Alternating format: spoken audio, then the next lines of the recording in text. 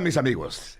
You're listening to Oh My God Hi, Hijo de Dios. Hola. With me, George Lopez. Porque, ¿sabes qué? Let's do the show. Porque I got a lot of things to do. I gotta go to that dry cleaner ahí. My kid fell. Se pegó la cabeza. I gotta go get some Neosporin Paul.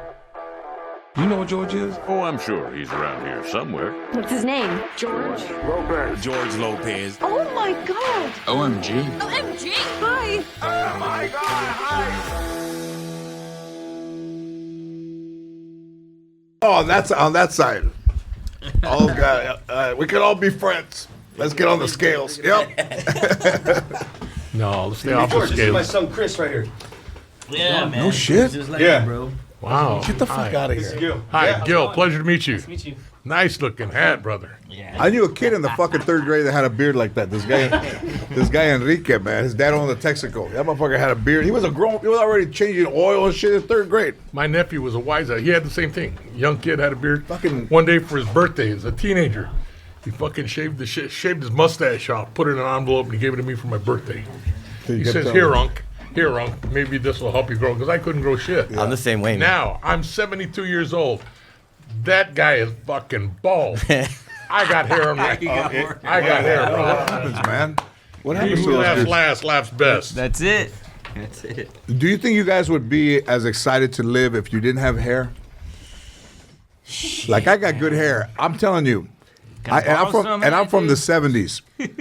And all the dudes had 70s hair, big hair, and all those guys are all pelones, or they look like little kind of baby elephant hair, you know, one here and then one over there, you know, just kind of like that. And I still have all this, but I'm saying, I know those guys that don't have hair. I don't think life would be worth living, man, if I was pelon or receding. Eh? Yeah, Well, I was it's told a that if you scary stay thought. thin, you'll lose hair earlier, so that's why I stay bulk. I don't want to lose my hair. That's the only reason I keep it on. Shit. I didn't know that. You have hair? You have hair, right? I don't know if there's any science to that. What's But happening? Yeah. Still got cabello. there you go. You know, it gets flattened when I wear my hat all the time. You know, they said don't wear hats because then you're going to start getting the receding, you know. And when I started playing baseball, I always kept on wearing my Is hat. that true?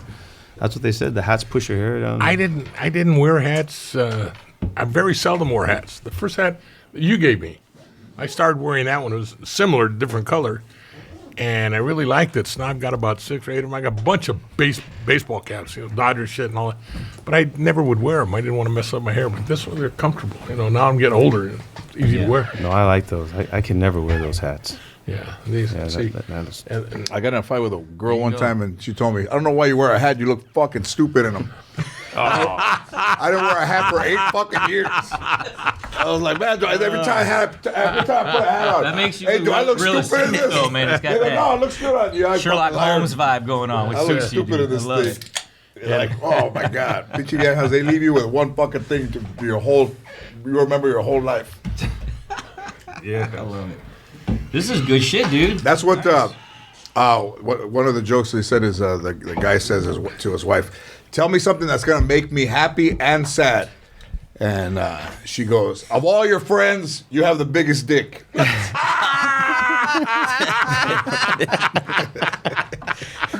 Yeah. Fuck yeah, I told use Gene that one. Simmons I wouldn't kiss that motherfucker. Couldn't tell a joke to save his life. Man. Oh, bro. He fucking butchered it. He goes, "What's that one again?" The kid, the little kid in that. I got some stories about that guy. I was actually Yeah? signed to him. I worked for him for over a year. That motherfucker was crazy about him. Even when he's wrong, he's right. You know what I mean? Right. You can't win an argument with him. Here's how he would get. He'd get real fifth grader. Like if you knew you were right about something, he'd say, "Says who? Says you?" And then how do you respond to that? I mean, it's Gene motherfucking. How did you meet him? Long story short, he had a label called Simmons Records, and his mandate was to. That's a pretty good name, though. His Simmons mandate Records. was to sign bands only out of Canada. I was managing an act at the time that had 2 band members in Canada called Gravity. I'm in Austin, Texas. You needed 2/3 to be considered a Canadian band, so I'm that last guy out. So yeah, we ended up working with him for about a year, and just what an experience. I will say this, man. Say what you want about the guy, but he's a fucking marketing genius. You know, Yeah. obviously, like. Dude, like Kiss, they got Kiss condoms, Kiss coffins. His whole slogans: "We'll get you coming, we'll get you going." So I mean, you gotta take your head off to that, man. But the guy, our conversations, man, sometimes we're like, just bizarre. You know what I mean? Because he's still living in that 30-year-old mindset. Like he's trying to paint one of our guys' face. And I'm like, look, that worked for Kiss, but it didn't work. It doesn't work today, dude. It was fucking awesome. Paint one of the guys' faces. Hold still.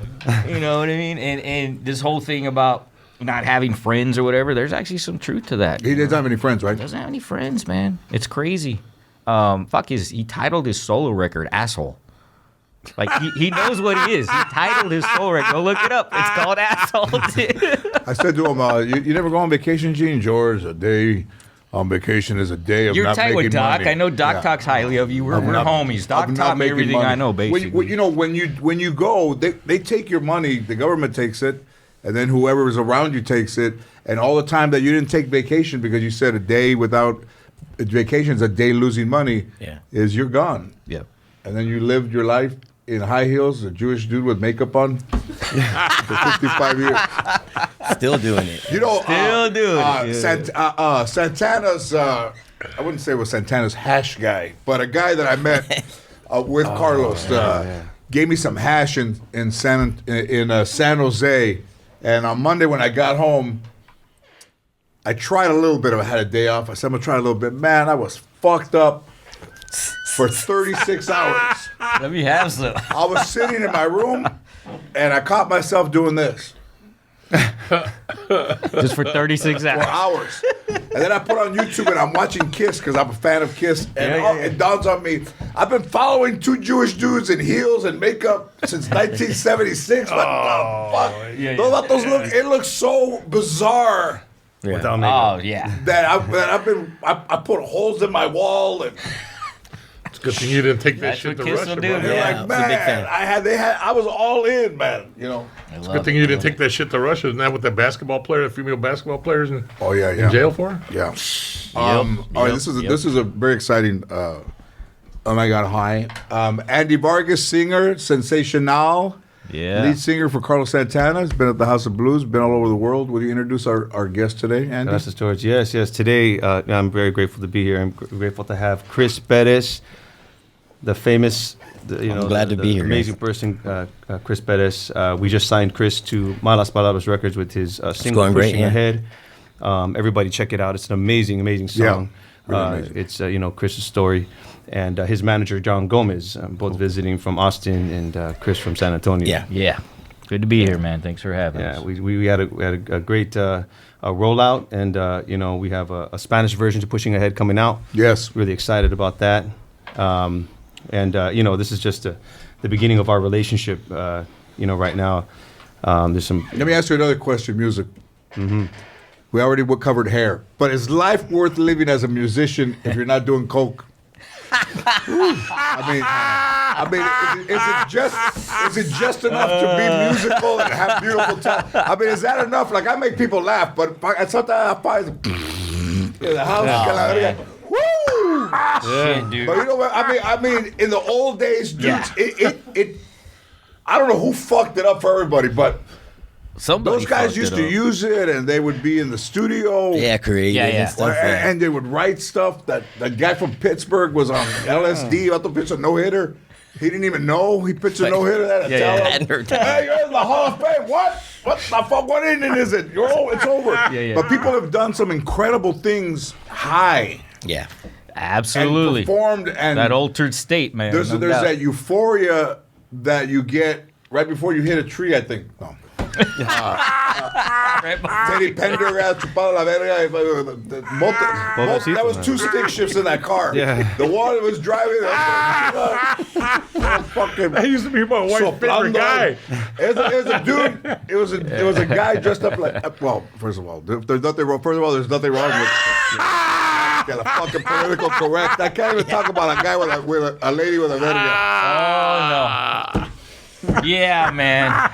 I don't know who fucked it up, but there's been musicians. I've known a lot of them. There's some guys that don't get high. Oh yeah. That are just and immune then to it. There's just this kind of thing, man, because those are long. Listen, coffee can do a lot, but it can't do what Coke can do. No. You know, when you're in there and you're drinking, it said, "Hey man, should we call it a rap?" No, we're just getting started. And you fucking go in there and have some fucking. The best part of waking up is Folgers. I can't have my motherfucking Folgers. You know, and then you're in there, man, and when you think it's, listen, God, Eddie Van Halen, God rest his soul. That's my dude right there. A fucking great guy. Legend. He told me when he wrote Right Now, that was Right Now, that it started with the piano. Yeah. And I guess musicians, you guys do this when you walk into the studio, you turn everything on. From the minute you walk in the door, he started pushing buttons and started recording in there because there's something that you might say. You know, we always try to carry a notepad, and he just turned everything on. But he would go in there, and he would be high for days and not sleep for days. Yeah. And he'd be in there, and then he would sleep for however long he needed to sleep. But then when he got up, he was like, "Fuck, I think I got something, man." You know, like, vaguely. He can kind of remember. He goes back in the studio and starts just going through the tapes, and he hears that piano. Yeah. And when I took him to the Laker game, we were walking to our seats, and that curtain drops, and they start to show all the history of the Lakers on that curtain, and they start to play that piano, and he looks at me and he goes, "Hey, I wrote this." I said, "Wait a minute, you did fucking write this." He goes, "Yeah, fuck yeah." And he had already told me that story, but anybody that's not like at that level, like you guys already know, you can sense it. There's, there might be the vato that wrote Butterfly Kisses, one fucking hit, the country dude that, they're Butterfly Kisses. My daughter liked it. and then sometimes it just goes away, man. It goes away. But I think music, far more than comedy or acting, is fueled by your passion, your surroundings, whatever studio you're in, whatever people you're with, and in the days, they were just some crazy nights, man, in there, right? And it's always fucking loud. Like nobody says, "Hey, turn that down." They fucking go in there, turn that shit.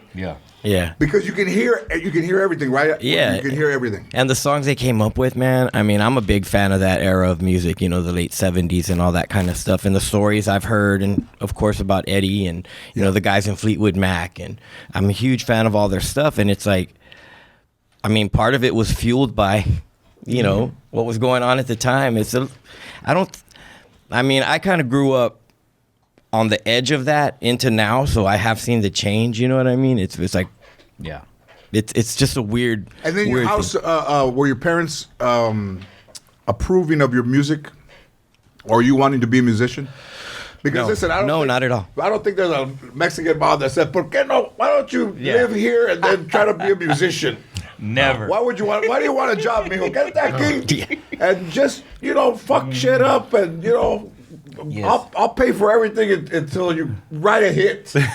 No, that's the thing. It's like the times have changed. Like when I grew up, it was of course not like that. It was a complete uphill battle for me, right? Yeah. But then once I did something and I started kind of climbing the ranks in the Texas music scene, then it became cool. And then like my sister started having kids, and then all her kids were given instruments by my mom and my pops, and I'm like, what the fuck? Yeah. What the hell?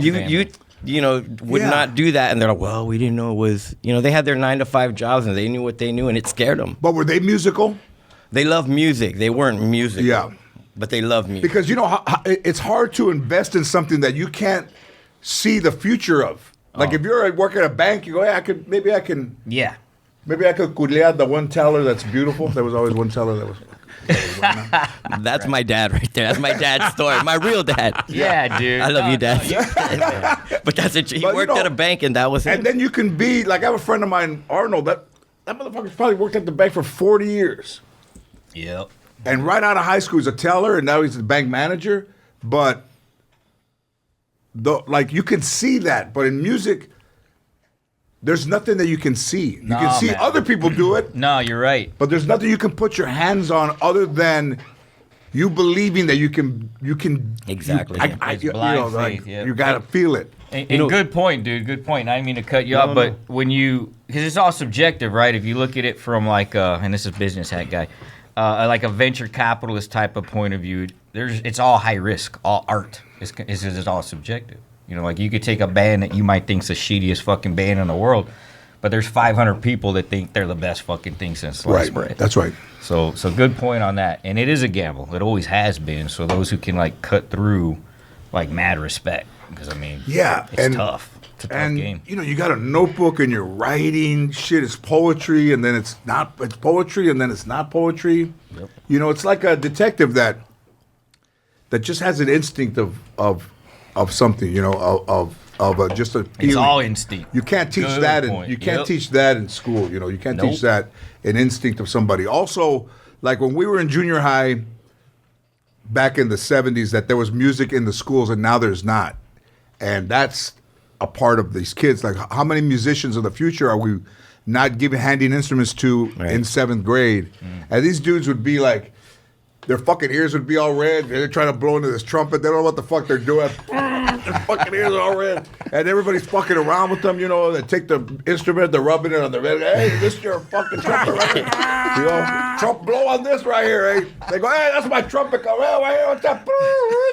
And For real. And then it, right? I'm like, were you in? That was my middle school band. You know, hey, fucker, that's my flute. Oh yeah, they fucking rubbing your flute on your head again. You know, hey, the marching band. Hey, remember I rubbed your flute on my dick? If I can play Color My World. But that's what the kids. That's what you know. And then in 3 years, if they stuck with it, in 9th grade, they played, and you're like, okay, they can fucking play. You know, now the guys can play. Some people quit. It's not for them. Nope. But also, somebody might not know that they have musical ability, right? Yeah. Did you who put an instrument in your hands, or where did you see one? I was 10 years old, and it was beginner band in middle school. You know, it was a big thing, and it was my mom's pushing me, you know, into that, and that's when I started learning to read and write music.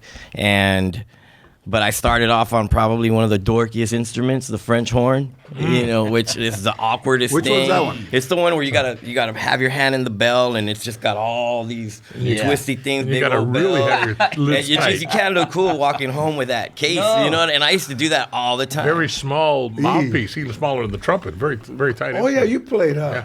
Yeah. I started at the same time. My grandson just last week is hinting that he wants his mom to get him a saxophone. I said, hey, cabrón. But is he going to start like you on the skin flute and then move up? He's beyond that already. So I told him, I ain't going to buy you shit. I got a tenor and a baritone right there, brother. You know. And those are the ones you want, right? Well, normally he's a small kid. It started with an alto or a soprano, but he can teach him how to play the tenor. I can teach him how to play alto. I think it's amazing. Oh, right on. I think it is you can play woodwind too? Yeah, I play woodwind. Oh, wow. I'm just starting next week. It was my dream when I retired from the department. I wanted to show people my culture. My dream was to walk in, shock the shit out with mariachis, playing the guitarrón, singing El Rey. Hey. I had a guitarrón as a gift. Can you stand up that long? I know you're I can stand up that long. Just fucking around. I could, and a very good friend of mine, I'm sure he bought all the wood, Candelas from Candelas Guitars here in East LA, where Feliciano and everybody bought their guitars. He made my guitarrón for me, and it says Cucuy right in the... Oh, nice. And so now, but I didn't, everything came on so quick, I never took lessons. Starting Tuesday night, I start lessons with the guitarrón. Nice, man. Good on you. I'm going to play.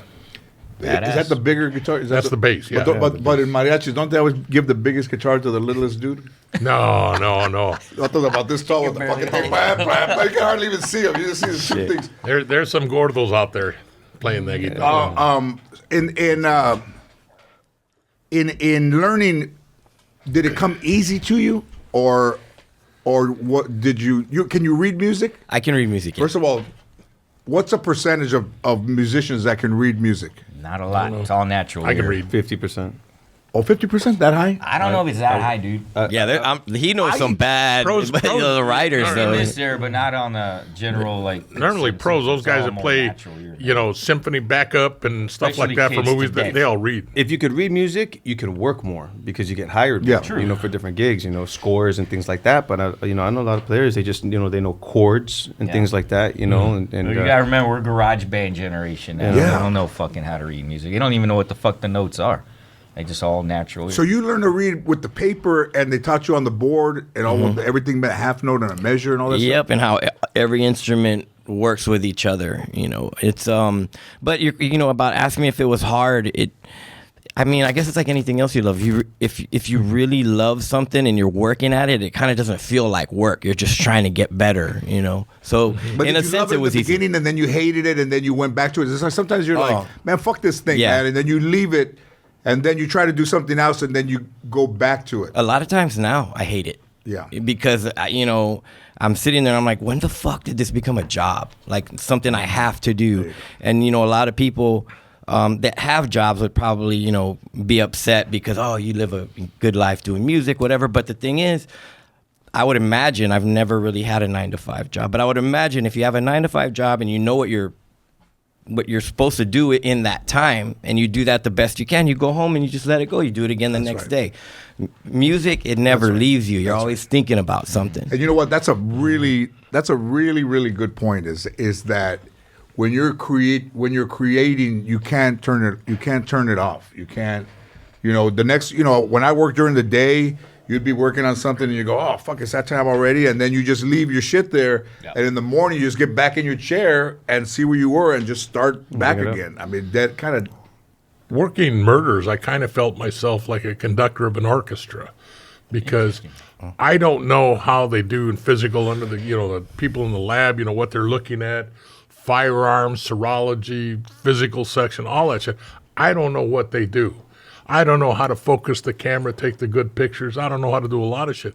But I do know what you can give me from the lab and what you can give me from physical, just like a conductor. Yeah. A little more woodwinds, a little more string, percussions down a little bit. And you put it together. When you got it together, then you make beautiful music. Mm-hmm. So when I know what everybody else is doing, I put it together, then we get a prosecution. That's what we're doing. So I always connotated like a conductor, like music. Interesting. I see it. I mean, that's an amazing way to look at it. But didn't you guys, like, I think when you said when you were you were a detective, that you would go to the autopsy and watch? Yeah. Because you wanted to see what. We'll give our input to the pathologist the doctor that's doing the autopsy, and so I can get a better idea of what happened. It's all scientific. As an example, I had a new partner, female, and she had big tetas? No, she didn't. You know what? I got to tell you guys, I've been doing it since we were in junior high. Even my kids. Every time somebody says, I have this woman, and I always say, does she have big tetas?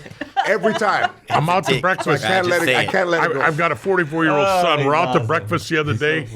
And we're out to breakfast with my wife right there. And he says, Dad, there's one for George. I said, what? He says, she's got big tetas. Because he already knows. And I look, I said, son, no, they're not. Those are her elbows. They're not big tetas. Just like we used to see a pregnant lady, we look at each other and go, she fucks. But anyways, we were little. Now I would never disregard a woman that gave it to somebody else. No, but yeah, you would go over there and you'd see everything. And so this lady that doesn't know, she's new to this autopsy shit. She goes over there, and I specifically told, I don't want this doctor to call me up early because he likes to show everything. He likes to show off everything he's doing. I said, I don't need it. When he's ready to make the cuts, I'll be there. But I don't need him to draw everything. Oh wow! So I get there, and he called me over there before the cuts. So I'm looking at another autopsy over here, and my partner, the female, she comes up and she says, hey, found another grazing wound on the guy's head. I said, he ain't got no grazed wound on his head. And she said, oh, yes, he does. I said, no, he doesn't. She says, well, the doctor says he does. You can argue with the doctor. I said, let's go talk to the good doctor. And I looked at the doc. I said, Doc, that isn't a grazed wound. The guy got shot. He lost conscious. He hit the accelerator, hit the telephone pole. He wrecked. That's the rearview mirror that made that jagged cut on his forehead. And he goes, that explains why it's jaggy. You're right. It's not a grazing wound. So that's why you go give him the other half. I saw it. I know what I'm looking at. I could tell what it was. So now he changed his opinion. So what we do. That's why we went to all of them. Does anybody still do that now? Or? Yeah, they still go. Only when I first started going there, they weren't all, now because of all the diseases, started a long time ago. When I first went there, you didn't wear shit. You just went in there and you watched. Yeah. And, I remember the first time I went in there, some guy from the corner's office eating an apple off to the side, and he looks at me and he says, "It's all over your face, kid. This is your first one, isn't it?" And I said, "Yeah, it is." While he's eating an You'll get used to it. And eat an apple. By the time before DNA, you could leave caca by the dead body and never catch you. Why not? You could leave skin. You tear a skin off and leave it right there, right? You could throw gallows, everything there, man. We're unsolved. No, unsolved because now even guys get busted. They're like the Golden State Killer out there making chicken at his house. You're the Golden State Killer. Yeah. Oh, you got me. All right. Can I turn my chicken down? Turn the chicken off. They want to turn the chicken off before he left the prison. Yeah. Wow. When I first got there, the first several years I were probably the first 5-6 years, we were at a 70% solve rate. We were solving like a good thing. That's high. Yeah. But then people started becoming more mobile. Things started getting complicated. They went from rival gangs to territorial, from drug deals to this. And before, chances are whoever killed you knew you. Right. So it was easy. Yeah. Things got so goddamn wild. Now, I'd venture to say there's somewhere, if they're lucky, right around 50%. You ever done to that thing? I can tell you. We used to have using basically. Then we used to have taller ones. Have you ever laid in bed and have something come to you like, oh yeah, oh shit, fuck yes, right? You guys lay in bed and you go, wow. All the time. Or I'll dream a song that in my head it's already fully finished. And I've already learned. There's been times I don't get up because I'm just too tired, and then I'm pissed the next day. So that's I'll get fucking up and amazing. Go across. What and what is that? What is that? I don't know. I have no idea. I mean, the last one that we just put out, Pushing Ahead, came to me in a dream, sounding almost exactly like it does now. But in my dream, I was in a studio with Justin Timberlake, and then we just kind of started a wet dream. Spinning. I don't know why. So both of you were hard. Right. Sorry, man. So no, I mean, sometimes it happens like that, and I mean, You got the fingering right. But when it comes to you like that, it doesn't go away and comes back. It stays with you, right? Yeah, Whatever is bringing you these ideas in your head. Yes. Sometimes it stays. Sometimes I wake up and I'm mad that gone. I don't remember it. Yeah, it's gone. And I remember in my sleep, I'm tapping my foot and I hear the whole thing, and I just don't feel like getting up. And those dreams, when you see yourself in the studio, is it like right now with all of us here? Is it? Are you aware it's a dream, or does it feel like it's real? Like sometimes there's dreams that you have that could be like this, all of us right here, and then you wake up and you're like, oh shit, that thing was so vivid. Mm-hmm. Yeah, no, it feels real. I mean, you feel the sound coming from the speakers, and I just hear everything. And here's another thing too that people that might be listening, that there's if a studio has people that have gone in there and created incredible music like that, if a musician hears about that, they want to record in that place, right? Yeah, sure. They want to record in that place. For sure. On Pico over there in West LA, where I think LA TV might be there, I was walking through there years ago, and I looked, and there was all these Earth, Wind, and Fire gold records on the wall. And I said, oh, what's all this? And he goes, oh, in the 70s, man, they used to record in here. And they did all these, they recorded all this here. And I said, where's the room? And the guy goes, oh, it's down the end of the hall. I said, can I go in there? And he goes, you want to go in the room? And I said, yeah, I want to go in the room. And he took me down, opened the door. It was empty.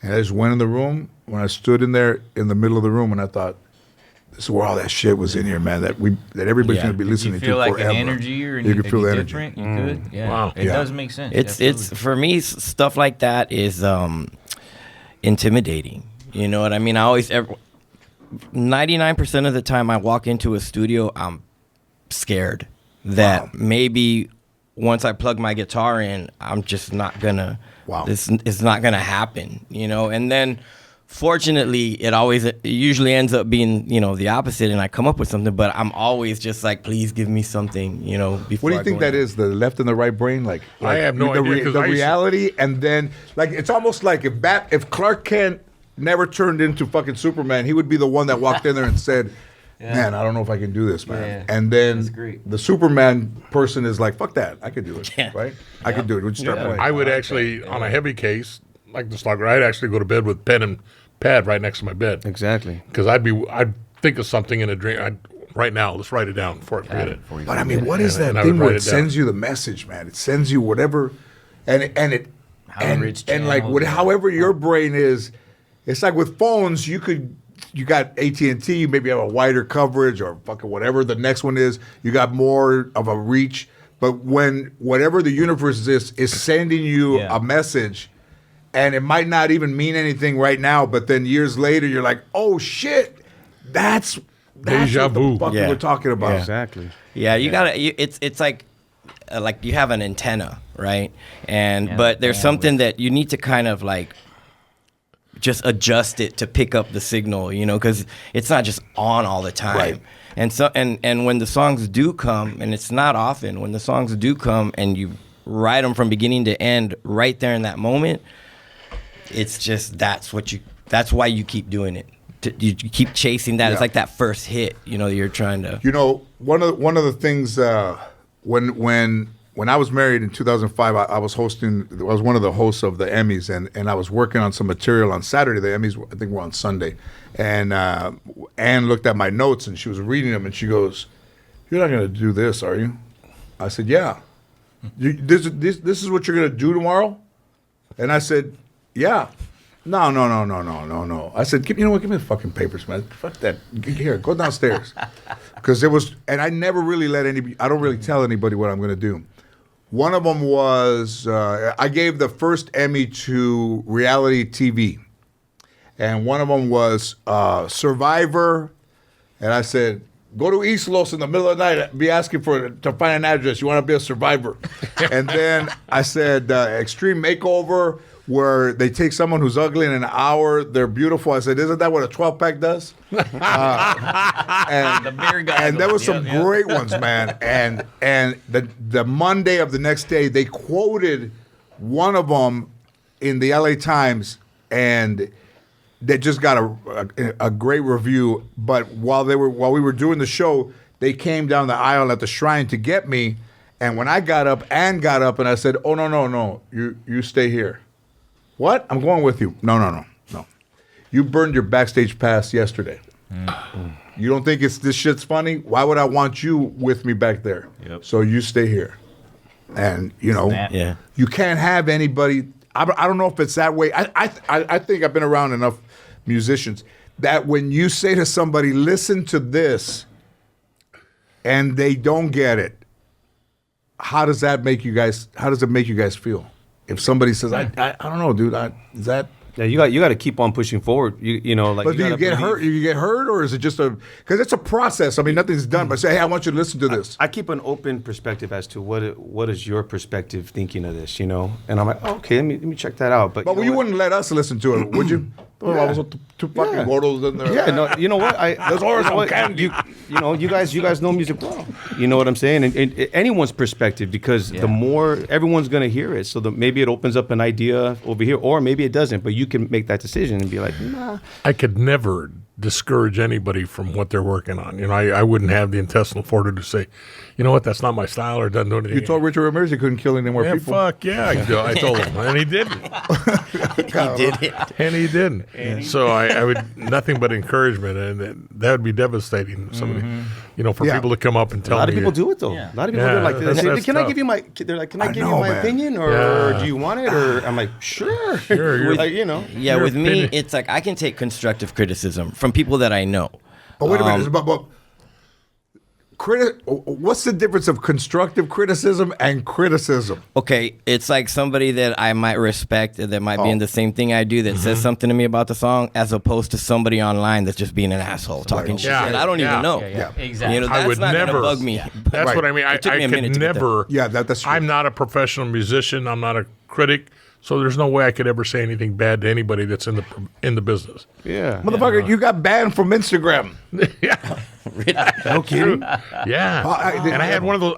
At the same time, I got hacked on Facebook at the same time. Then I got kicked off Instagram.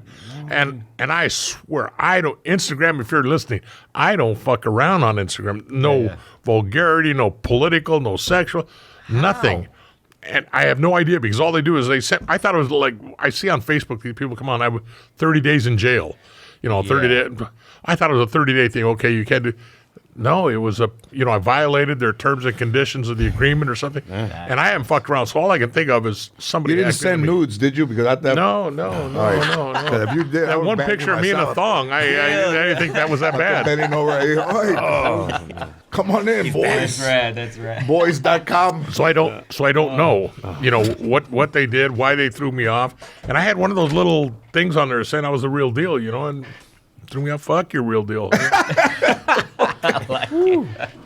And then okay, so Elton John, who's calling it, he's going to wrap it up. I think he's got 3 dates at right here at Dodger Stadium. So when him and Bernie Taupin, like Elton John doesn't write lyrics, he writes music, right? So however he met Bernie Taupin, who writes the lyrics only, when they in his show, he says that they never wrote a song in the same room. That Bernie would be in one room and Elton would be in the other one, and he would say, I got something for you. So he gives him the sheet of music to your song, the first hit that he had, and Elton John reads it, and he tells him, our lives are never going to be the same because of what the words were.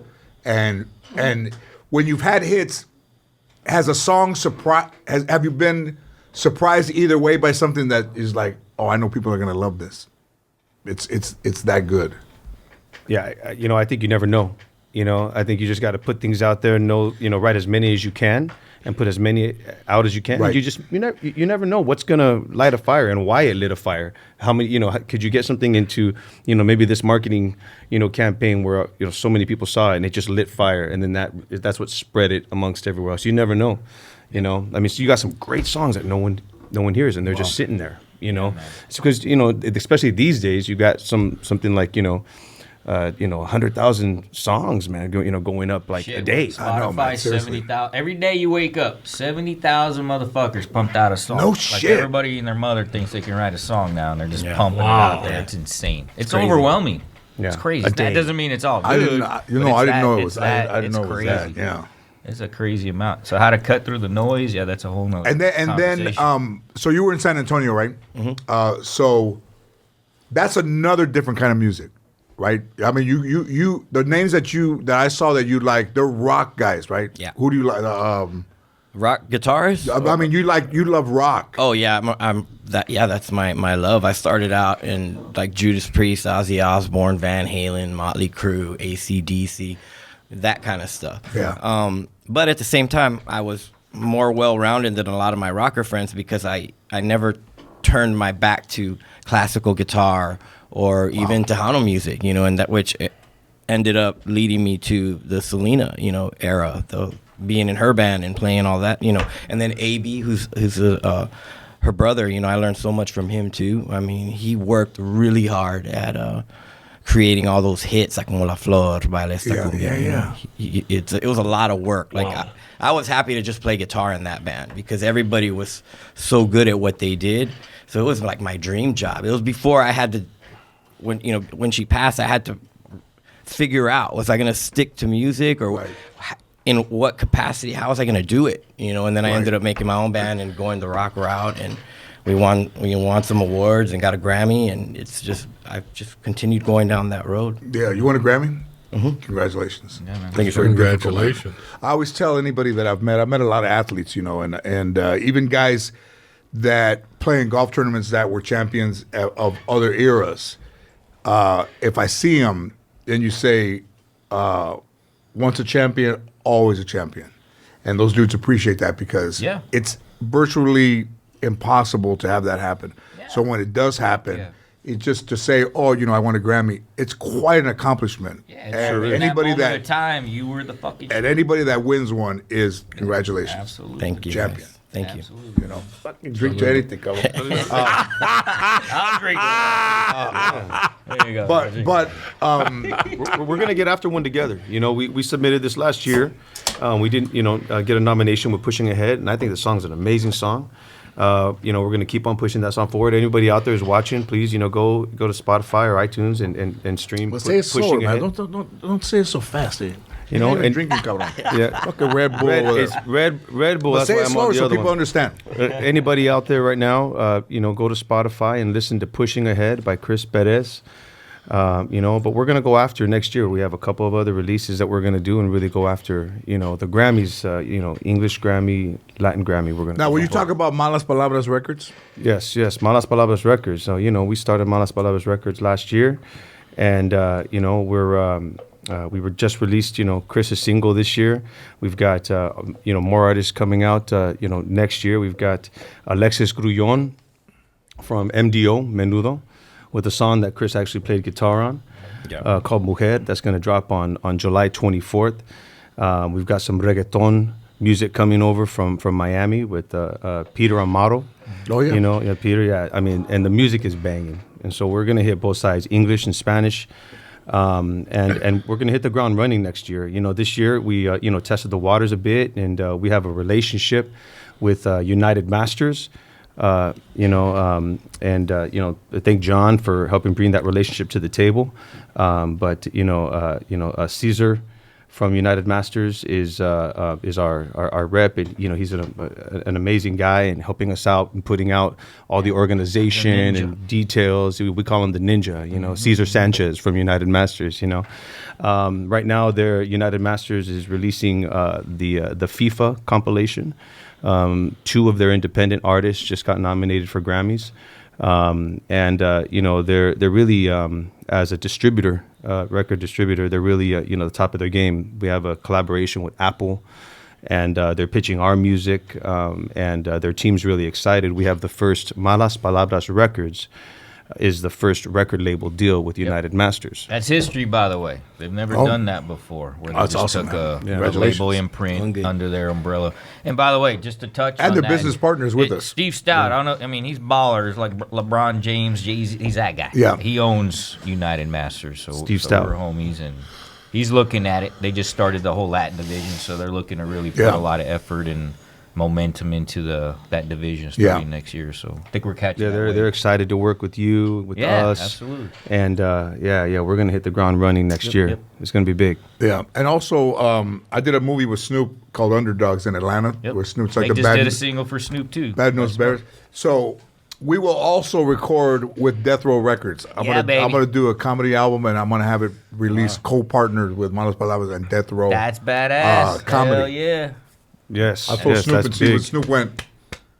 And I said, "Yeah, man." He's like, "Shit, I never fucking thought of that shit." Yep. I said, "Yeah, That's all awesome. of it's all connected, man." So you know Bobby D? Like Yes. homie Bobby and D? then Snoop he's gave me a good friend. Death Row Records chain, which I don't wear in public because I don't want to die. They said, "Who gave me that chain?" I said, "Snoop gave it to me, and I'm only going to wear it till the vato that who it really belongs to comes and gets it from me." Yeah. But I mean, all of those things, like music is like, there's no, if somebody's doing it on whatever level, it just benefits everybody. Even if it's a kid in the back room of his grandmother's house saving money to play a guitar, that is picking out a guitar, and then frustrated. And, when you don't quit, it leads to things. I mean, all the times that you guys said, "Fuck this, man," it's just impossible.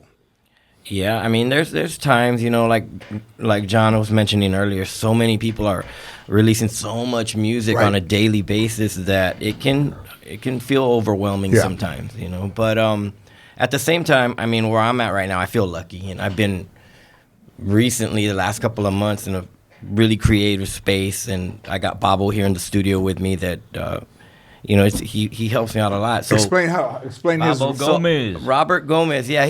So Bobo and I have been friends for about 20 maybe. Wow. About 20 years. So he was in the Cumbia Kings with me, with AB, with the All Stars with AB, and then we just Come over here, cabrón, so you can see the people that were fans. The right here by Gil. I don't know if all three of us fit in the thing. There you go. But yeah, right. So yeah, all right. Yeah. And how did and musically, how did you find music?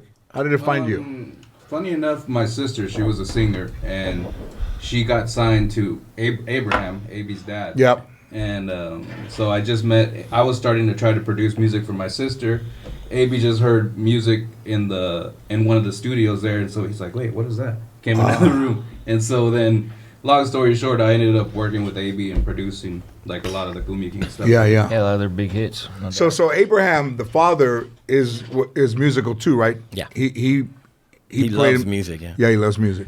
Yeah, he's plenty of times. A lot of people don't know, but he actually can play guitar too, pretty good. I mean, there was times we'd be in the tour bus and he'd start playing. I'm like, "Well, what did you just do?" You know, he'd be, "What, this?" You know, like it's nothing. But I learned something from everybody. But you know, I met him. I was in Corpus, and he was there, and he gave me a tour of his studio over there, and he goes back to like the 50s, man. Big right? time. I don't think anybody knows that Abraham Quintanilla has a deep-rooted, loves music, can play music, understands it, can tell you all the Motown, all of that stuff, recorded stuff. And I mean, that's why whenever I meet somebody that is talented in something, I always say, well, who in your family had it? Because I think that it's handed down in family. If you choose to use it or not, you know, some people prefer not to, you know, but it's something in the genealogy of a person, you know. Yeah, for sure. There's pedigree for Yeah. sure. So you guys connected, and you said, you know, well, it was kind of a gradual thing, but I think, well, my point is having somebody like Bobo in the studio. It's like you were mentioning Eddie going in and turning everything on, and he's the one. I imagine him doing everything. Yeah, he does. Yeah, you know what I mean. So with somebody like Bobo, he's just and plus it's almost like a marriage kind of thing where I'll play something and he knows right away if I'm doing my potential. Where he wants to take Wow, it, man, that's crazy. You know? Yeah, so that takes a lot of the pressure off. You know what I mean? And it just kind of allows you to go in and once it's been created, the song, to go in and record the best you can. Right. It's guys like I that. mean, it's a lot of history. You know, like Chris recorded on all the Cumbia King albums, and so I was the engineer, helped AB produce all that stuff. So whenever Chris came to record, he was basically working with me. So I got to record him and know how he works. Back in the day, you know, when I was younger, I took off, lived in Miami, worked in Spain for many years. And then recently came back to Texas, and that's when we. But what took you to Spain? Music. Yeah. To go produce. I was working with a pretty heavy hitter producer in the Latin industry. His name's Raito, and he invited me out there to go work out there. Same thing, Miami. I mean, Miami. The Latin industry is all out there. So just in the studios over there, you meet everybody. And Raito produced like Ricky Martin. Like Ricky Martin. It's a lot of people. Ricky Martin, Shakira. Yes. So you guys are maybe a little bit too young, I would say. Maybe you remember when Ricky Martin performed at the Grammys. Did he do La Vida Loca at the Grammys? He Was it performed that one or the Mundial de Shebop Copa? Oh yeah. I think wasn't it the soccer tune? Yeah, And that was he when came down the Madonna saw aisle. him and yeah. Yeah. So Ricky Martin did the Grammys, and came down the aisle with drums and all the Yeah, I remember Latin that. was louder, more instruments. And the next day he was a fucking star, man. Like the next day, boom. It is crazy Yeah. how fast that happened. Oh man. Fucking overnight. Yeah. That was legit. And I mean, it. I think America thought that this music that they creating here was world music. It's not.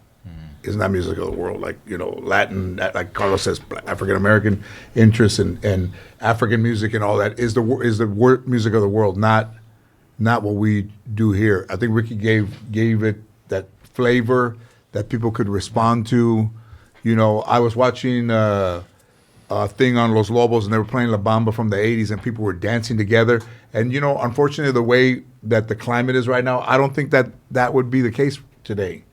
That they're playing outside at a festival, and everybody of all different heritages are dancing together. I don't see that. They played for my brother-in-law's wedding in the 70s. They were just new. They still had a harp player instead of everything else. They were just starting out. Yeah, but I mean, it can. I mean, the sense memory of music of hearing a song and where it takes you, or also I don't think those guys that are creating Reasons or That's the Way of the World or all the songs that people hear and they go, man, I remember where I was. Like you have to have. I don't think you can intend to write a song like that. It just becomes that song, right? Like it just becomes a hit and it starts to mean things to people.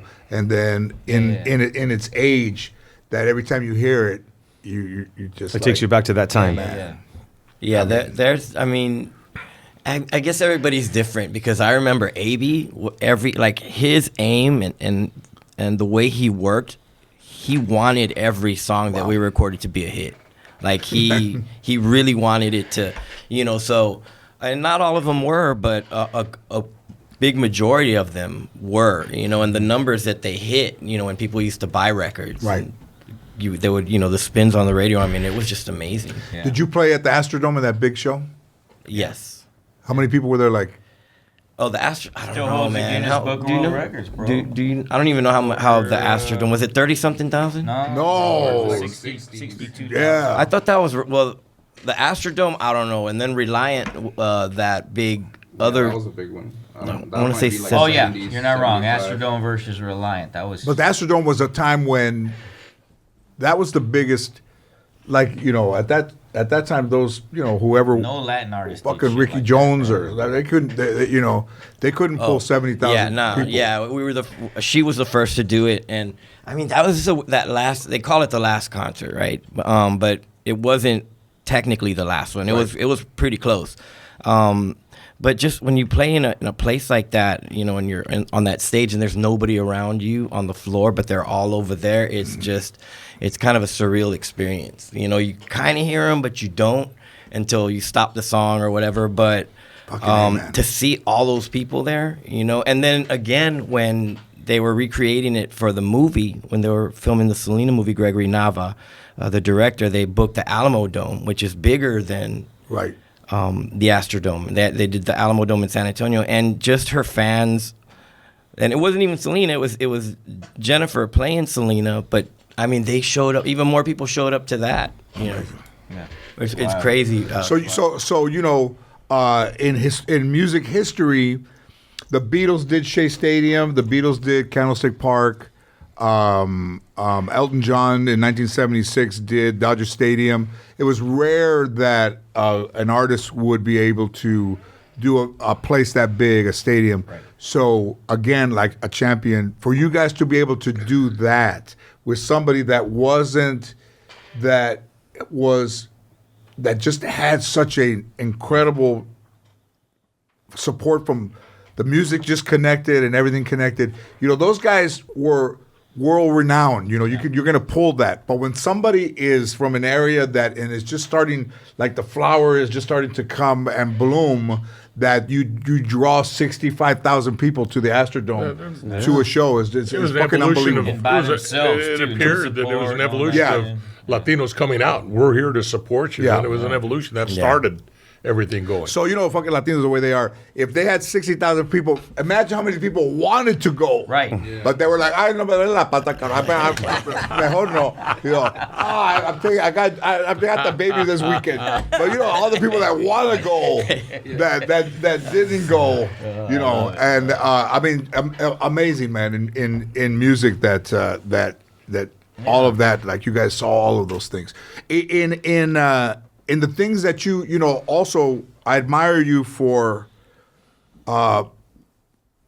Your story is very private, and when other people are out there and they do things on Netflix or whatever, I don't assume that would be your story or what you saw, because it's very private. Somebody can interpret what somebody was feeling. Totally skewed. But I would say that those things that are out there, I think it was the one from Netflix. The series. Is that it's? Well, I didn't really have much to do with that. No. So why don't they don't ask you because? Well, I mean, They don't want the fuck it. Man, he set something up. No, from what I understand, I mean, look, we all have our own perspective, right? Right. So that's their perspective. That's how they remember it. And I thought, somebody had come up to me one time and they said, there's a part in the series where we had eloped, right? And there's the movie version of it, which is spot on, by the way. And then there's the series version, which is far off. But what people don't understand is that it's not that it's like the way everything happened. I'm thinking that's how she told them it went down. So that's their, that's how they put it in the series. Sure.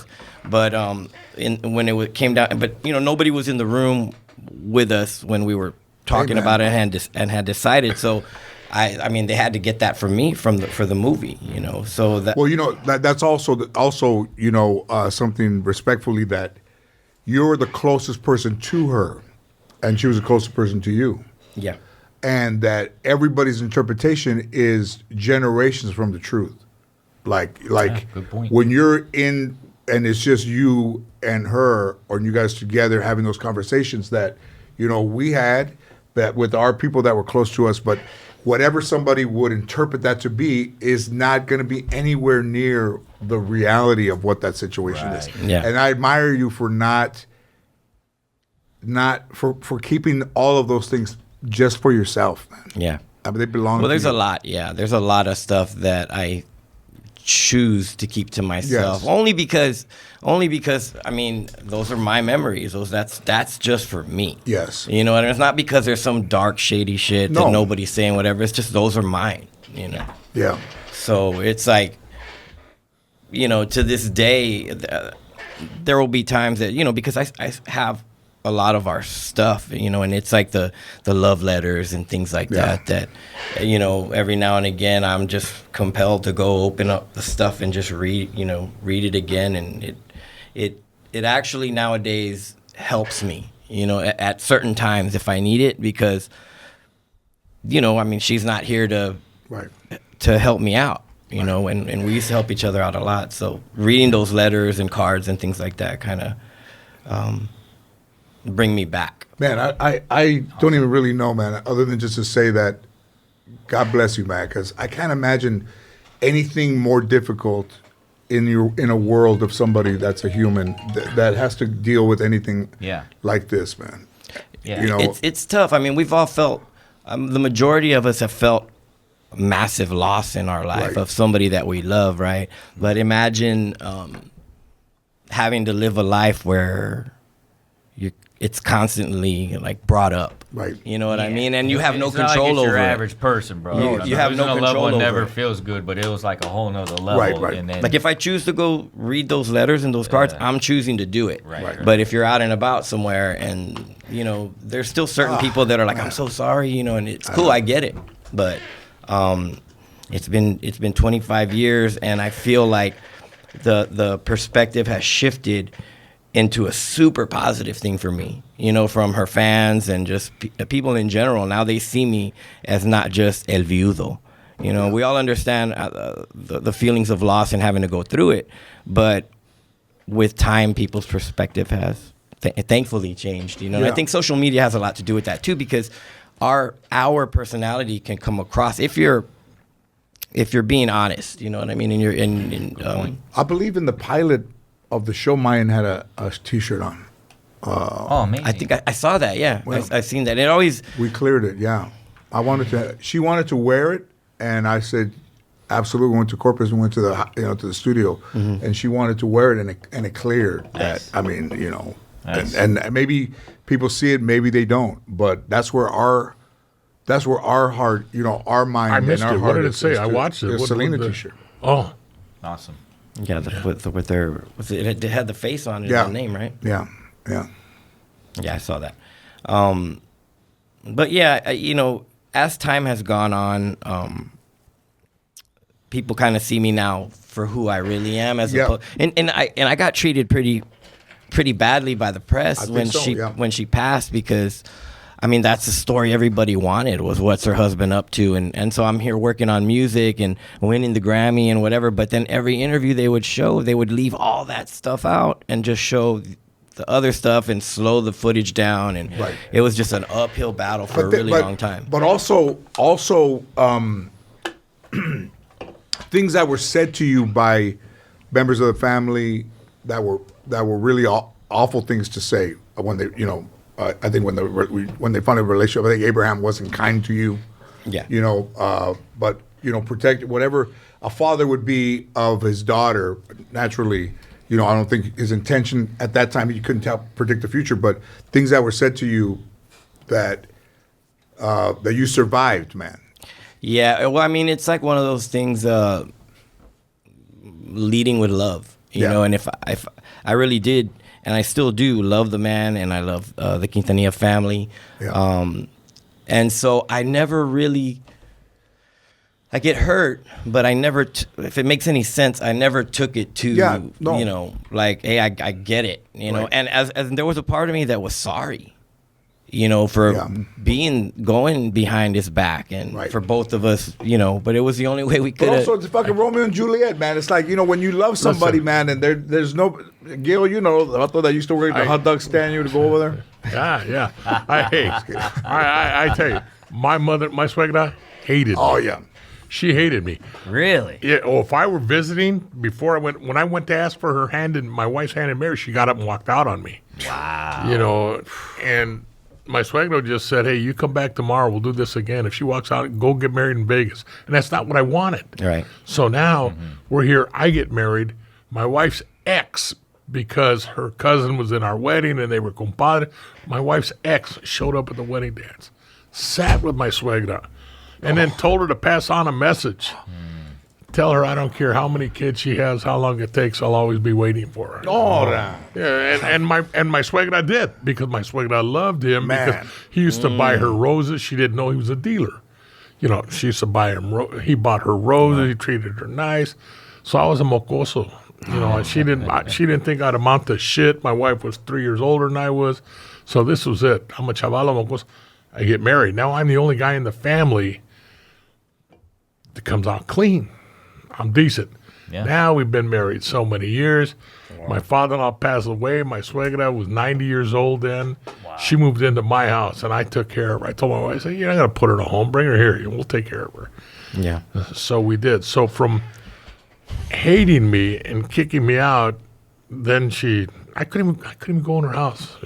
So Jesus. From that, I told my son, I said, look, she wouldn't live in her house. Now we're helping her out, get her up to her bed. So it didn't matter. It all turned around in the end. And she finally did accept me. Good. But also what's right for each other doesn't really matter who else is peripheral, parents or whatever, Point. Yep. Yeah. Yeah, I mean, there was a point, when we talked about it, she and I, and it was like, this is the only way. You know what I mean? If we do what you want to do, if I go and let Abraham know what's up, it's not there. It's gonna be over. You know what I mean? It's not gonna work. But having said all that, I had done some. We were friends for a long time before. Selena and I were friends a long time before. So, and I was a young, dumb, teenage boy. 18, 19 years old, and just doing. But I think it's beautiful like that. You are. You're not expected at that age to be anything but that. You're a music guy, guitar, you love rock at that time. That's what it is, man. That's what it is. They used to say young, dumb, and full of cum. That's it. Oh. 1,000% though. Damn. Hugh Hefner. So romantic, right? So romantic. We'll get you pulled over here. We'll have your $11.99 license plate. See if it works. Hey, no. But awesome. That's all that's expected. That's all that's expected of anybody, man. It's like you can't expect to be 28 when you're 18, 17. No. You're in that mental capacity. And nobody even thought about that. Now fucking kids think about the future and shit. They were just thinking about that day. What we're gonna do next? What? Not even just like that in that moment. Yeah. That's what we lose with phones and all the other access that we have. Is we lose the fucking moment where you're in the moment. Right. And somebody's in that place when you see your friends and the sun's going down and you're like, hey, I'll fucking see you tomorrow. And that's That's it. No selfie, no bullshit. And you see your friend walk off, you know, like, fuck, that's a good day. That was a good day. That was it. Yeah, exactly. So, you know, you have that song for the Raiders. I think this year is not the one to release that song. Well, you know what? I thought a lot about that. You know, what we're talking about is we have a song, you know, that we're going to release, you know, under Malaspalabras, and it's called Win City. It's not really what's happening right now, but I'm a Raider fan for life. Yeah. You know, and like this is just my passion for the Raiders. You know, I love the Raiders, and George is a Raider fan for life. You know, the thing is I'm talking to the Black Hole George right now. You know, the fan club. Yep, Black Hole's all right. Beautiful. You know, and there's an opportunity to perform the song when we play the Rams. You know, over in Vegas. I think you know, in a couple weeks. For the Black Hole. I think the Rams are going to stop off at Chippendales first before they go to the hotel. The Rams said when they land in Vegas, all the players said, "Can we stop at Chippendales first? You know, before we go to the hotel." Ain't too hot. We need any edge we can get right now. Hey, but listen, man, I love the turnaround. We're only midway. I grew up in L.A. 70s. Roman Gabriel. That's one of the guys I always want to meet that I never met. They leave town. And all of us deal with abandonment issues. You know, I was a Rams fan, more Lakers, but then, you know, the Rams are there. They leave, the Raiders move to L.A. Yep. And the first game, in the same calendar year, the Rams are in Anaheim. They walk out of the tunnel of the Coliseum, boos. Wow. Fucking boo. The Raiders come out. They've never played a snap in the Coliseum. Everybody's like, yeah, because they left. So 25 years, no football in L.A., and then the Rams come back, and they said, "Are you a Rams fan?" I said, "I'm a Raider person." I mean, imagine that your father left, not a fucking word from him for 25 years. Motherfucker rolls back into town. Hey, mijo, I'm back. Fuck you. I'm with my stepdad over here. They already won a championship in L.A., so now you'll be the second L.A. team to win a championship. They already won a championship. Yep. You know, and on Monday Night Football, they play the Chargers, and there were all these cholitos there on a Monday night. They were fucking Raiders. And they're like fucking cholos. Yeah. They were trying to get on TV. So they're all holding this fucking sheet, and it was spray paint Raiders, you know, MFL. I think they put fucking football night. They put Monday football night. They put the fucking shit backwards, you know. Monday football night, not you know. And they're holding it up, Raiders. We're like fucking cholos. Fucking be quiet. They get on TV, and then if they were sitting like 2 rows behind us, and the sheet said in small type, "Property of the Los Angeles County Jail." They had a fucking county jail shit, and everybody saw them like, and everybody was laughing. Like, what are they laughing at? Look what it says on the sheet. It said "Property of LA County Jail," and you're just like, that's one of the most beautiful fucking things I've ever seen. That these vatos were like trying to get on TV. When the Rams left town, okay, when they were you could hear their heels as they left. Chuck Knox, I believe, was their coach at the time when they were leaving. They had a dinner at Stevens Steakhouse. Oh, okay. Cop pulls one of the guys over after he leaves him, and the guy, he's a little loaded. He's one of the football players. So he pulls over, and Knox, I want to say it was Knox, whoever the coach. Chuck, I think it was him. He's like, all fucking babosos. Yeah, so he pulls over and he says, "Sir, I'm sorry, what happened? You know, hey, Chuck Knox. You know, this just went out." And he says, it's okay. You know, he says, "Hey, we have somebody here. We'll drive him home. You know, not a problem. We won't drive." And so he said, "Okay, just make sure he's not going to drive. No biggie. You know, leave the car here." He says, "What's your name?" He said, No, you don't need mine." He said, No, I want to send you season tickets. He says, No, you really don't. And the guy looks, says, "Okay, I got your name right here." He says, "I'm going to call the station." He says, "Thank you. I'll never forget this." The next morning, in the paper, Times, announcing Rams leaving L.A. That was their going away dinner. Oh, yeah, the guy. And he didn't want anything, but I mean, he made all the barullo. "I'm going to take care of you," and they were leaving. Yeah. Where does rap stand in music like? Because you know it's a new form, right? Right. From the early '80s. You know, Sugar Hill Gang and all that, and through the '90s of it, that was more, you know, very different. How did you guys feel about rap when you first? When it first came out, I didn't listen to it. You know what I mean? But as time went on, I actually listen to it quite a bit now. You know, Jay-Z. It's poetry Yeah, right. I It's get more it now. poetry than I think rock music is. Rock music, yeah. you know. Yeah. Well, people wrote it off for a lot of years, man. And my come up was with this guy named Rob Van Winkle, better known as Vanilla Ice, for 9 years. So I was in that when the guy was blowing. Were you up. at Vanilla Ice when he did Arsenio? I did Arsenio with yeah, him. man, dude. When he was pushing at one point 800,000 units a week. So don't tell me it wasn't resonating with fans. Yeah. Like, that's when there'd be no Kid Rock, there'd be no Eminem, all that without Ice first, and that taught me a lot of shit. You know, it about the game. was a pretty. I mean, it was an innocent time of music. Like there wasn't all the places to put music, but remember that time? It was huge, man. Huge, man. It was and big. today, Yeah. it's the number one genre, whether you love it or hate it. Yeah. It dominates, man. I never listened to that stuff. Like, I'm stuck in the oldies. It's either oldies or Yeah. comedy on my radio. And I went to your show. Now, I met on the show here Be Real from Cypress Hill. Yeah, Yeah, Petit Marihuana, absolutely. And so when I first saw him, I said, what am I doing here? You know, the cop that I was, and here I am. And the guy's a very nice, very articulate. So Be Real was sitting very right sharp. there, and Gil was sitting right here, and they were out there burning, smoking. Shit, it weed looked out there. like Cheech and Chong movie. Fucking man. smoke coming out both sides of the Escalade, right? Both sides of the Escalade, and it was just us three. And I said, if Be Real, if he lights the joint, he's gonna leave, like, and he didn't. But we talked for 2 hours. He could not have been smarter, right? No, Explaining. I was so happy that I got the opportunity to meet him. You know, don't judge a book by its Never. cover. Yep. The guy was from the South Side, and he was all tatted. I mean, I said, this guy's a hood rat. man. He came in very articulate, very intelligent, very nice guy. No, you're I right. felt like I really met a friend that day.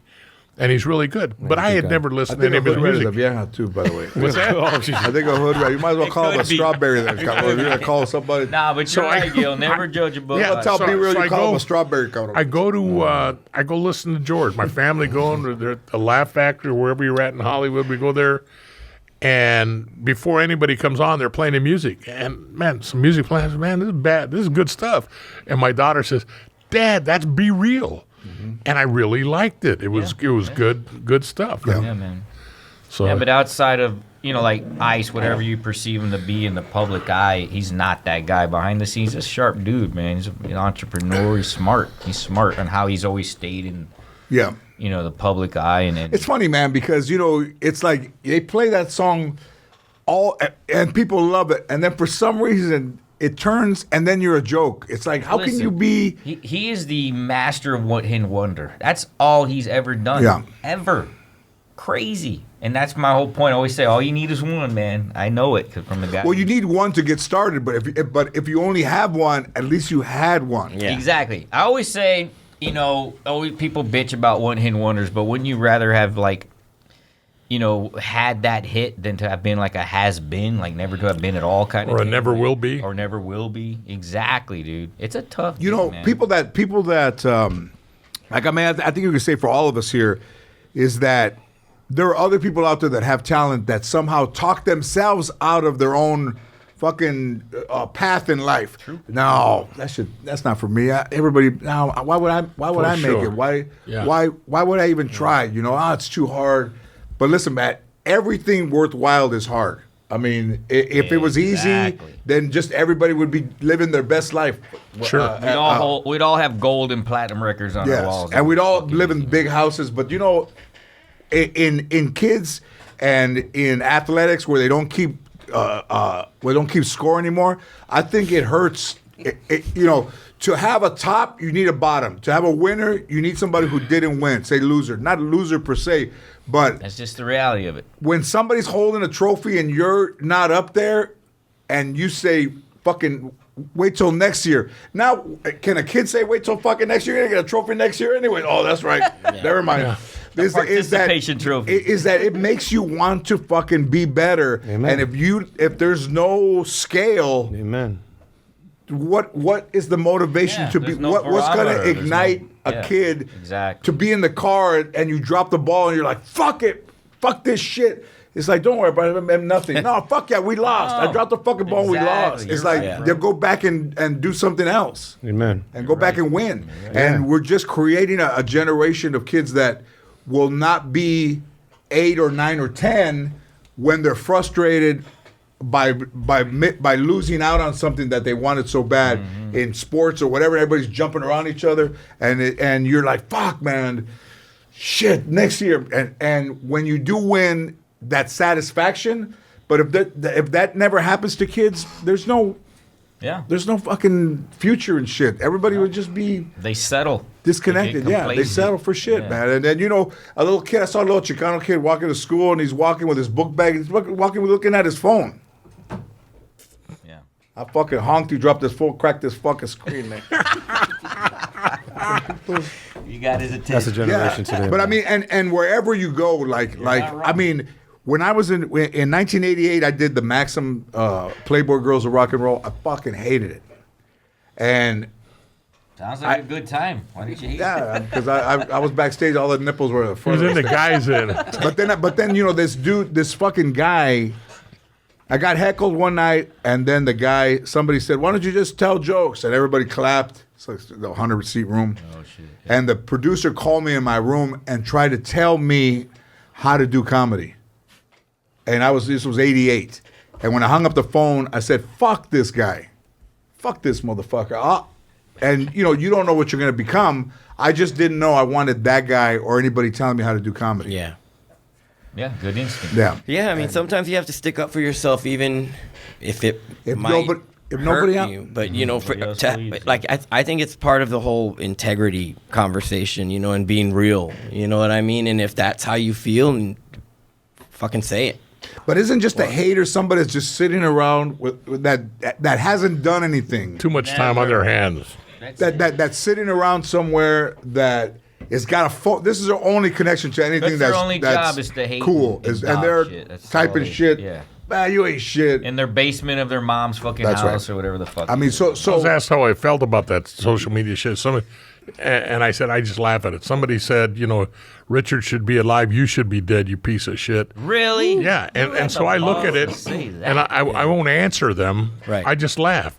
I mean, here, I'm an oldosaurus already, but I've got this gig, and I'm doing this. I'm retired. I'm making money. You sit in your ass doing a goddamn thing. You ain't got no fucking job. All you got time to do is criticize other people. It's funny to and me. early. Misery It's a loves company. 24-hour fucking criticism and hate is a 24-hour job. If you look at, I don't look at. There was a dude that was giving me shit because I don't do my own social media, but I don't have time. Or it's not my thing. On social media. Don't look at me because I ain't got no social media right now. But I'm gonna have to look up what you posted to get banned from Twitter, bro. Like you're such a nice guy. Not How the Twitter. fuck do you get banned Not from Twitter. It was Like, Instagram. sorry, Yeah, sorry. Instagram. And my son, What the hell? he used to do all my stuff for me. I give him picture. He come down my house. I here, put this picture up there. Put this. Yeah. I didn't do nothing. I don't mess around with it. I can only believe that somebody hacked me and did put something up Probably. there. Yeah. I'm not in. happens. So who do you think it was? Chef Boyardee? I wanted No, to laugh as my ringtone. I he swear to makes- God, bro. he makes Italian food. Give me somebody, So somebody makes a good burro. let's talk make of guitars. What guitars? What guitars do you like? Didn't I have a guitar with me when I saw you in San Antonio? Yeah. You had the white with the black striped EVH. Oh, that's right. You had right. it. That was when we were in Vegas the other couple weeks ago. Oh, that's right. You had that one there. I played that one. Oh yeah, yeah. Those are awesome. I have a few of those, but if I had to pick one, I'd probably go with a Fender Strat. I love Stratocaster? So the Fender Strat is Bruce Springsteen. Bruce Springsteen plays a Fender Strat, right? You record on a Fender Strat. It's not a heavy. It's not a heavy guitar. No, I record with a bunch of different guitars. Yeah. But live, it's 99% Fender Strat. They're just lighter.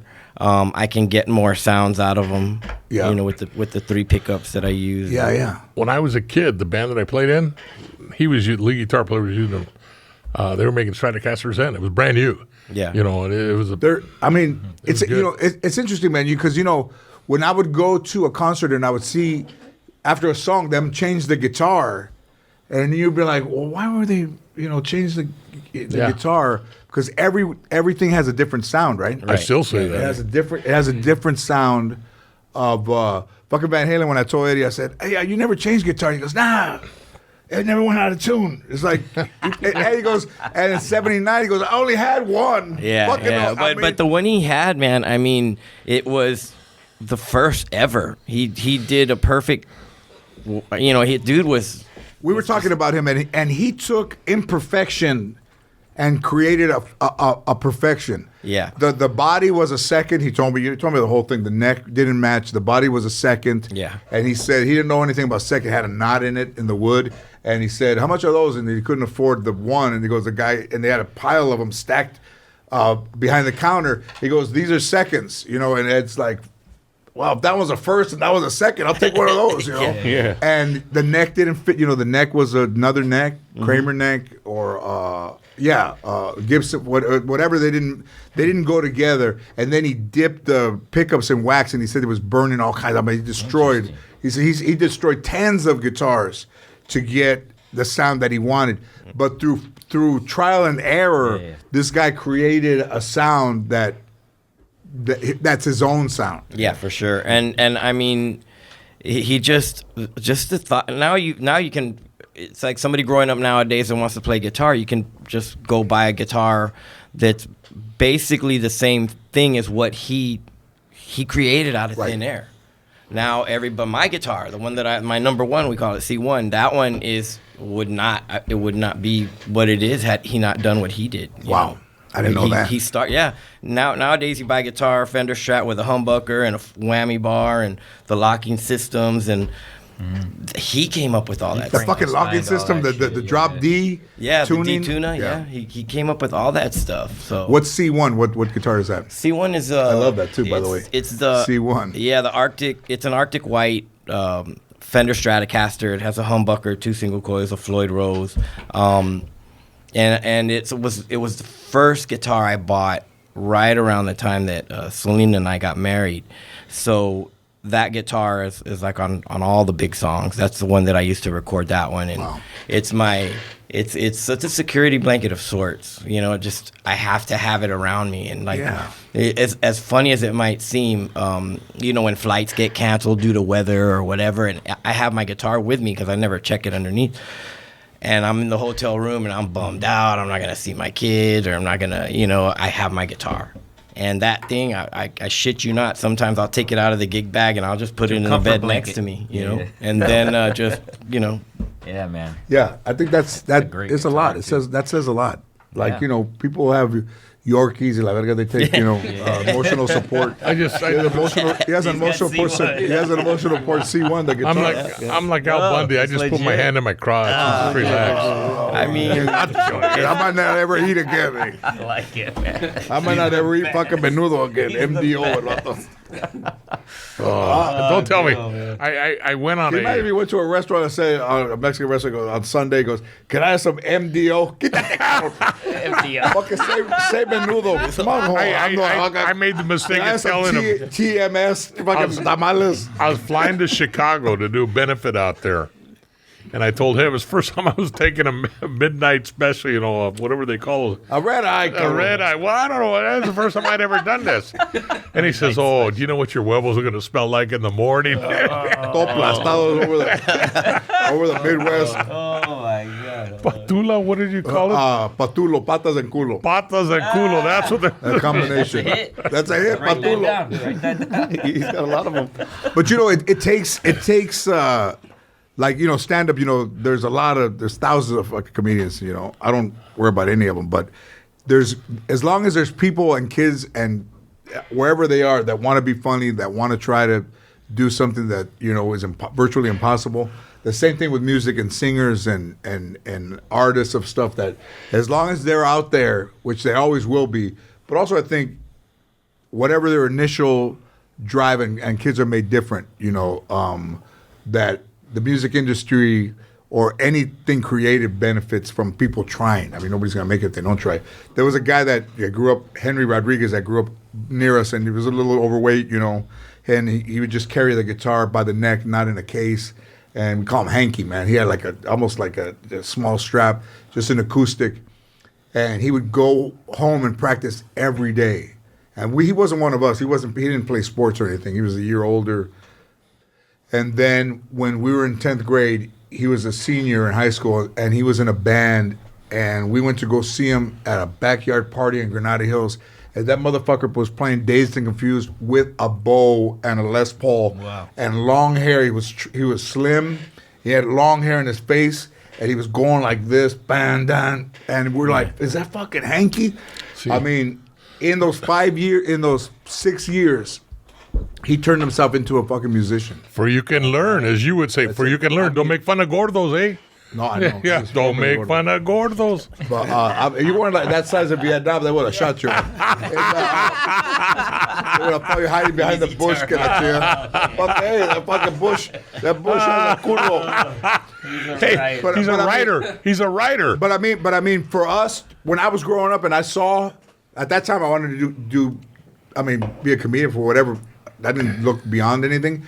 But I saw that motherfucker when he was holding an acoustic guitar, a big one too, like that, and walking home holding it without a case to turning into that guy that was playing with all the hair down, and people just were tripping out on him. Yeah. And you're like, in whatever level of success he ever had after that, that's a moment that I will never forget of seeing somebody that came from where I came from, that in 6 years was doing something that was virtually right out of The Song Remains the Same. Like, Man. Yeah, tell him to call in, see where he's at now, see what I he's don't know doing where he today. is. Yeah. Shit, put it out there. Call me up. I feel bad if he died a long time ago. Oh, yeah, He okay, was don't such a do good it. friend. Huh, cabrón, but I grew up around dudes that were funny, and also that too. Like, if you grew up around people that are musical, you know, not somebody like, oh, I don't get it. That's you're off into some other thing. But wherever the universe puts you, you find those people that are like you. Absolutely. Yeah. And that's why you say, like, this dude you guys been doing it for so long. Yeah, a lot of my friends growing up were actually musicians. So they were actually ahead of me in their ability to Right. play guitar. And that's good too. Yeah. I would, and I didn't say anything to anybody. I would be in the room with them, and they'd be playing the songs that we would listen to, whether it's Judas Priest or Ozzy, whatever, and I'd see where their fingers were going. I wouldn't say shit. I'd go home. I'd take off the piece of shit when I had on the wall. I figured, okay, his finger was here on the second fret. It was the first note of Crazy Train, F sharp, and so I'd bam, bam, bam, bam, bam, bam, bam, bam, until I got the note, and then that's how I started, like from square one. Wow. So you could do the thing for him, do the detective thing, for these guys, see where they end up. There's a way that detectives find out of how somebody processes information. Not my practice. Okay. Remember, he's had 3 beers. Yes. He'll probably tell you to take your tops off. I'm worried now. I love that laugh, man. Okay. When I ask you, what's the first thing that comes up to your mind? I say, what's the first thing that pops up in your mind when you talk about your grandma? Chewing gum. Chewing gum. The gum in your purse. Always had, because she had dentures. Your visual. Free dent? Yes. Dang! The light blue. The light blue. Oh, God, they fucking made a gum for fucking people that had dentures. They would stick to your dentures. What's the first thing that comes to your mind when you talk about your dad? I didn't have one. He was absent. What about your mom? What's the first thing that comes about your mom? Man, legend. And she took both roles. What's the first thing that comes up to your grandma? My grandma, menudo. Menudo. Yeah, she made some bomb menudo. Okay. He's a visual person. Kinesthetic. You process information visually. Visually. Wow. You process with your heart, with your feeling. Scorpio. Always been that way. Good point. That is, I don't know if it's visual or kinesthetic or a combination of both. I don't know if you see the menudo or taste the menudo or feel the love that she's going. I feel the love. Yeah. Then you're kinesthetic as well. So that's what I do to find out what kind of person you are when I'm talking to you. If I want to interview, I want to talk to you, so I can gear my questions around visual stuff that's going to touch your heart get you to open up to talk to me. And this is how I do It's it. like the This is Vulcan how I do mind it grip right thing. now. That's the Vulcan mind grip. That's my Yeah, that's pretty spot on. Hell yeah. Hell yeah. So what was the other one? Visual and Visual, And heart. kinesthetic, and audio. The heart, yeah. If you hear somebody sit there and say, So you got I all can, three of us. I can see my First time we had three. I can see my grandma right now yelling, "Mijo, come on!" yeah. You're an audio. You hear her. Okay. So audio, visual, and kinesthetic. So they're breaking somebody down in the interrogation. They ask them, and then Wow. they can see how they control questions. You have a control question. Know Wow. Fucking great. and then you do it. That's good to know, yeah. Awesome. Well, thank you guys for coming in, man. This is awesome, dude. Absolutely. This was And this so whole much time fun I for thought me. y'all were drinking energy drinks. I just saw that it's. I'm already getting a little like lit. I'm like, wait. a minute. I think- I'm feeling pretty good. Yeah, that's pretty good beer. I'm just honored. I can't believe that I'm here with legends, with George obviously in the show, and I thank you all for just allowing me to be part of it. This is great. I love you, man. You know, I have a lot of respect for you and you as well. Thank you, George. George, And, seriously, thank you for and you, having Chris, me, brother. I admire you, man.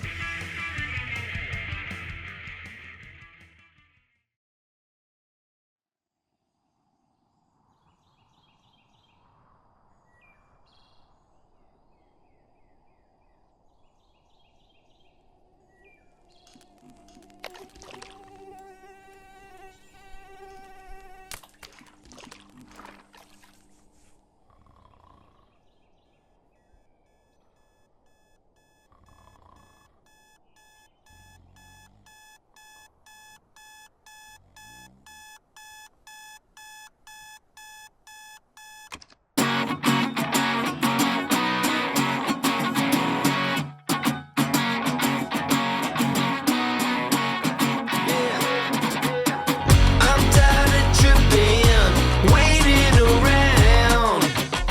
I've gotta get up and move to my sound. Sometimes I'm lazy and act like a fool, yeah. My life gets crazy, but I play it cool. I might mess around, but I keep pushing ahead. Don't talk about sleep, yeah, 'cause I'll sleep when I'm dead.